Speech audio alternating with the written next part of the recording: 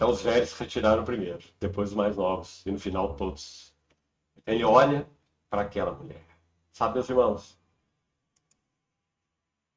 há uma incapacidade total em qualquer ser humano, seja ele cristão ou não cristão, de representar Jesus. Vamos pensar num filme, numa escultura, num retrato, numa imagem. Ninguém, pelo fato de nós todos sermos por natureza pecadores, podemos representar alguém que é absolutamente santo. Seus olhares, seus gestos, o tom da sua voz. Desses filmes aí, Jesus de Nazaré, como tem tantos, que tristeza. É uma incapacidade de representar o Cordeiro de Deus, o Santo de Deus, não é? É Então impossível. é dito no relato que ele então olha para aquela mulher. Que olhar será que foi esse? Que tipo de olhar?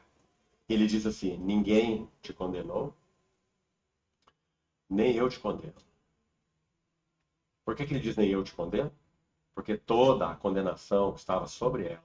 Ela Senhores, ele veio para tirar o pecado do mundo, presta atenção.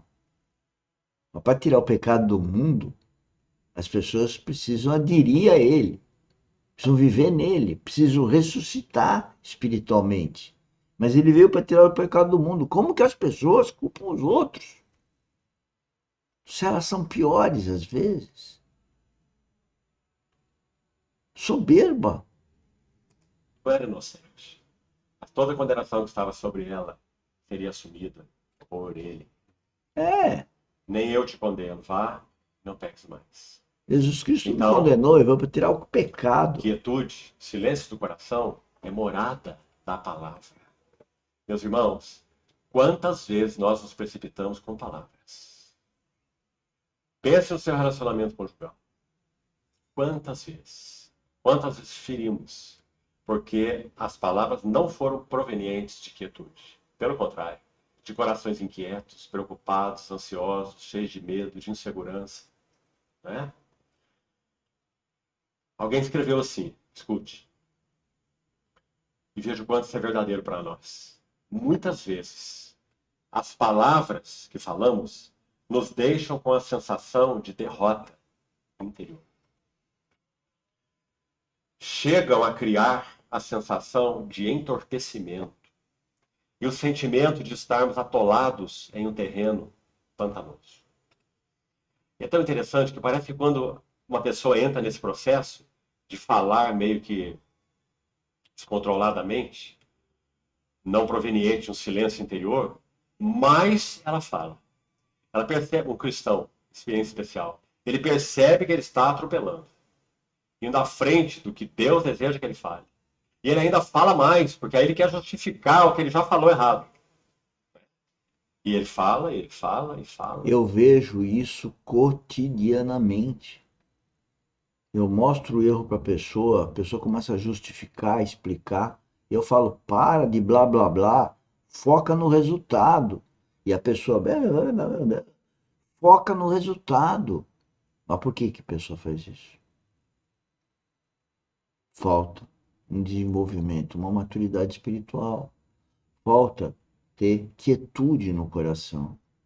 Falta aceitar o erro e se arrepender. Então, o sentimento de estarmos atolados em um terreno pantanoso. Muitas vezes as palavras nos deixam com uma ligeira depressão ou em um nevoeiro que obscurece a janela da nossa mente. Em suma, escute essa frase. É a quietude, o silêncio do coração que nos mantém peregrinos. Aí, esse irmão que escreveu isso vai explicar assim. Por que a quietude nos mantém peregrinos? Com frequência, chegamos em casa, voltando de um período de conversação, com o sentimento de que nos tiraram algo precioso ou que pisotearam solo sagrado. O silêncio interior guarda o fogo interior. Nosso primeiro dever é cuidar do fogo interior, para que quando for realmente necessário, ele forneça luz e calor para os viajantes perdidos. Lindo. Poética, né? E linda a linguagem. que esse fogo interior, conservado pelo silêncio do coração, ele promova luz e calor para viajantes perdidos. O que vai nos manter em uma jornada como peregrinos e forasteiros que somos é o silêncio interior, a quietude do coração. Senhores, peregrinos, é porque o Filho de Deus, novo nascido, se sente que ele tá de passagem aqui. Ele tem um alvo infinitamente maior, que é o reino de Deus, que é a eternidade. Daí o peregrino. E para ser esse peregrino e aguentar o desaforo do mundo para com ele, é só ele ficando quieto. Jesus Cristo passou de um dia para a noite sendo condenado por 6 vezes seguidas. Ele não abriu a boca. E finalmente, o último item. Ah, meus irmãos, como isso fala para nós, irmãos mais velhos. Todos nós. A relação entre quietude e pregação. Então, a primeira coisa que eu queria enfatizar aqui. A palavra mais penetrante, a palavra mais poderosa, quando pregada, é aquela que produz silêncio interior nos ouvintes. Não é aquela que necessariamente leva todos a levantar a mão e gritar os aleluias. Mas é a palavra que promove silêncio interior naqueles que ouvem. Pense sobre isso. Quando a palavra pregada promove silêncio interior, ela cria espaço em nós e cria espaço entre nós, para que o bom pastor, o bispo de nossas almas, tome os seus instrumentos e passeie no meio de nós, como falamos no início. Porque não há entulhos, todos que já citamos, mas os espaços estão abertos. Então, meus irmãos amados, nós precisamos retornar à pregação que revela as glórias de Cristo. Ou seja, a pregação meditativa. Preocuparmos, de certa forma, e aqui me ouço com cuidado, com critério, nos preocuparmos, de certa forma, menos em instruir mentes e mais em alimentar corações. Amor. Com as belezas e as glórias de Cristo. Então, concluindo, outro irmão, finalmente escreve assim: a pregação que nasce do silêncio do coração do pregador cria esse espaço interior no coração dos que ouvem. E também o espaço entre nós, para que o bom pastor se mova e possamos ser conduzidos à presença de Deus. Vou parar um pouquinho aqui. Será que tudo que temos ouvido de nossos queridos irmãos, mesmo queridos como são, tem nos conduzido à presença de Deus? A sermos ao mesmo tempo confrontados por Deus e alentados por Deus. Fogo produz duas coisas, não uma só. Fogo produz luz, né, que fala da verdade, mas também fogo produz calor, que fala do amor, acolhimento.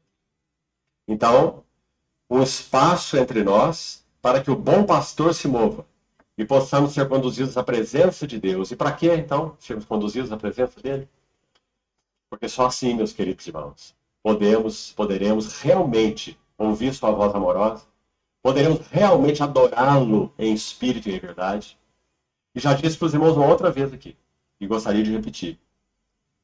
Muitas vezes, o Espírito Santo realiza mais em nós e entre nós em 5 minutos com essa realidade que nós estamos citando aqui, do que em 10 anos de ensino bíblico puramente. Instruindo cabeças, instruindo mentes. O anseio de Paulo, quando ele falava sobre isso, se referindo às reuniões da igreja, é expresso nas palavras de 1 Coríntios 14, verso 23. Ele diz assim: quando todos os reunis no mesmo lugar, se todos passarem a falar em línguas, não dirão que estáis loucos, mas se todos profetizarem, poderão então todos aprenderem e serem consolados. O que é profetizar? A palavra em si, o profetem, profetizar, significa falar em lugar de, no sentido estrito da palavra profecia. Falar em lugar de. Ou seja, aquele que está falando em lugar de Deus. É Deus que deve ser ouvido.